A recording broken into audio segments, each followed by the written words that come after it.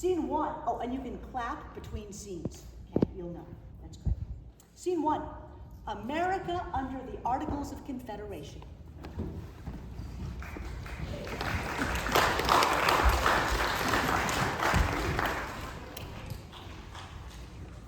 After the Treaty of Paris was signed on September 3rd, 1783, officially ending the American Revolution, American leaders realized very quickly that they needed to form a new government to replace the king's leadership that its people were used to.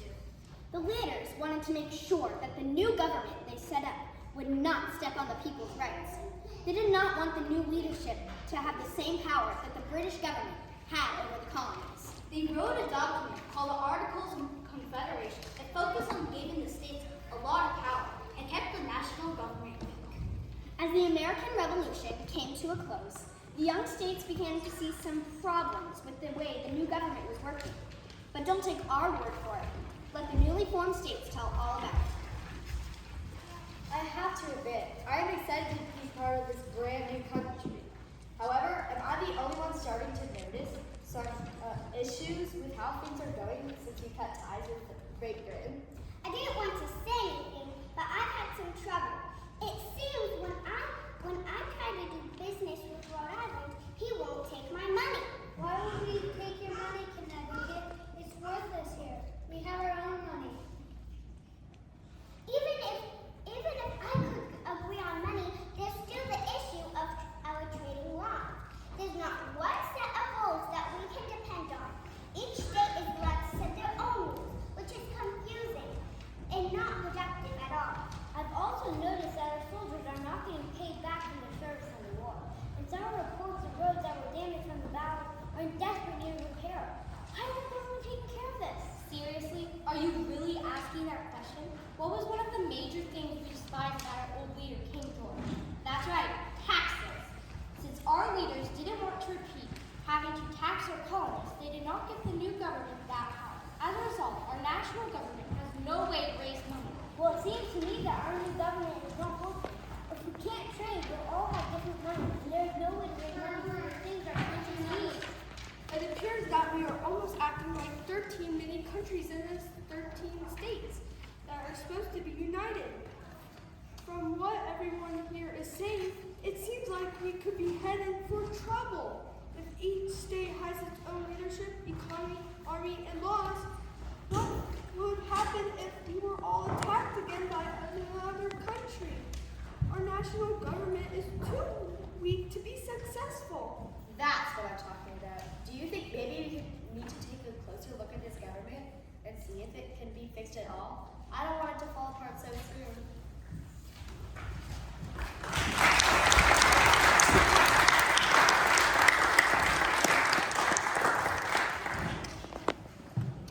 Scene 2. The Constitutional Convention of 1787.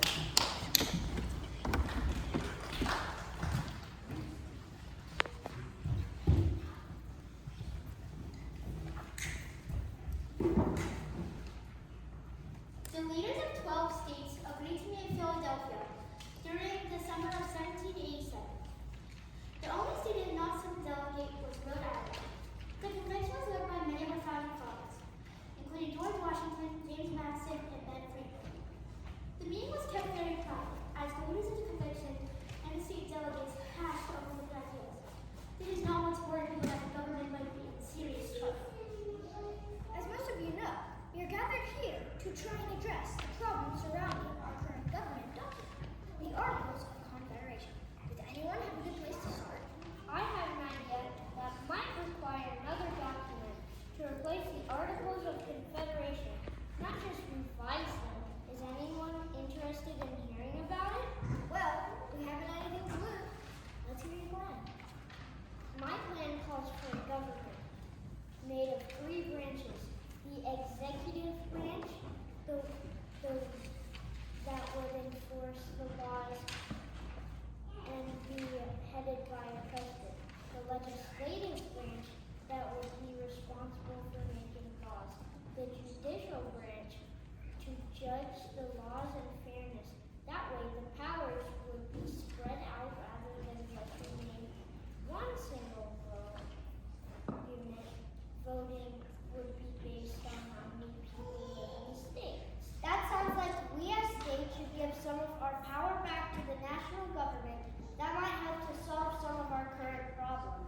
idea was so new and radical that it took some states some time to adjust and accept it.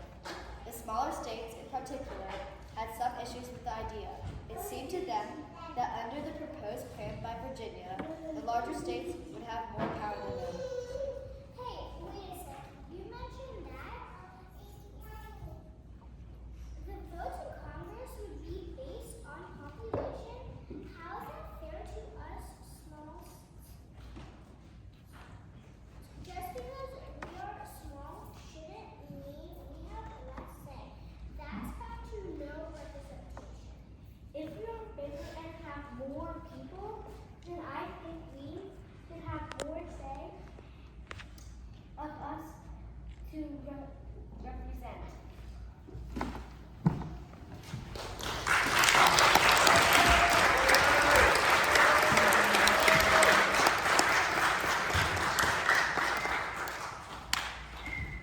Scene 3, the summer of 1787.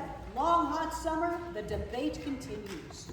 The leaders of the small and large states argued for weeks over this issue of being fairly represented. Finally, a new plan proposed by Connecticut presented a compromise. How about a two-house legislature?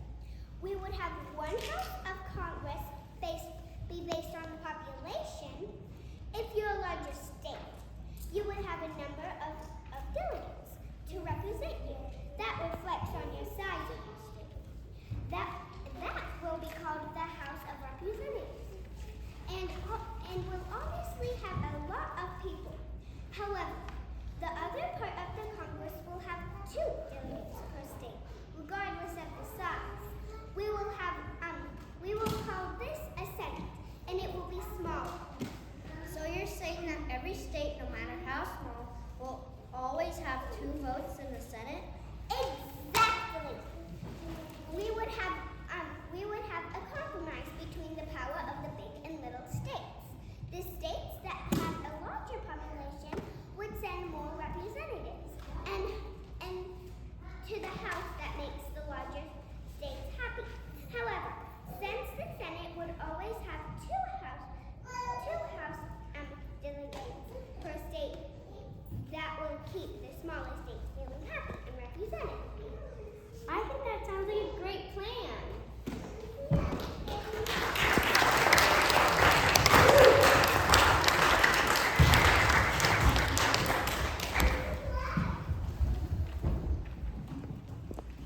Scene 4, after the convention.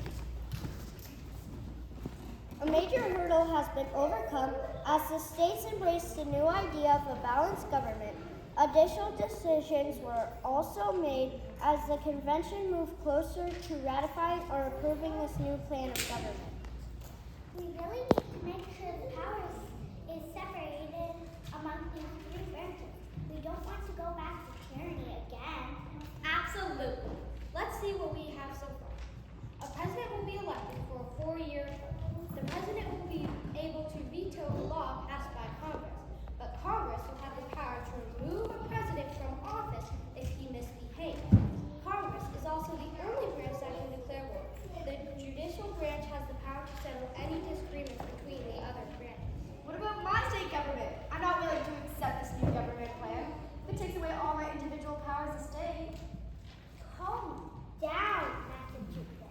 The Constitution will still allow us to make laws to meet the local needs of our people.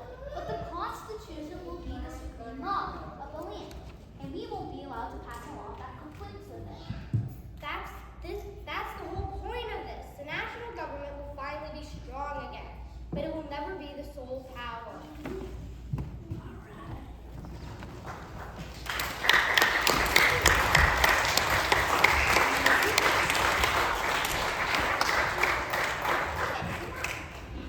Scene 5, ratification at last.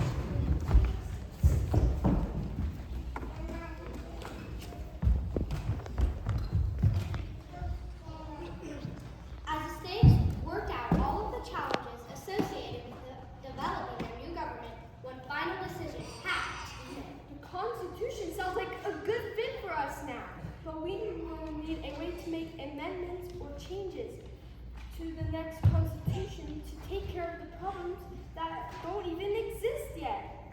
So true, but if we all have to agree on each change, that could cause big problems.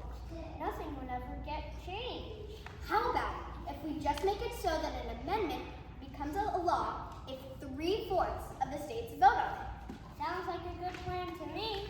I agree.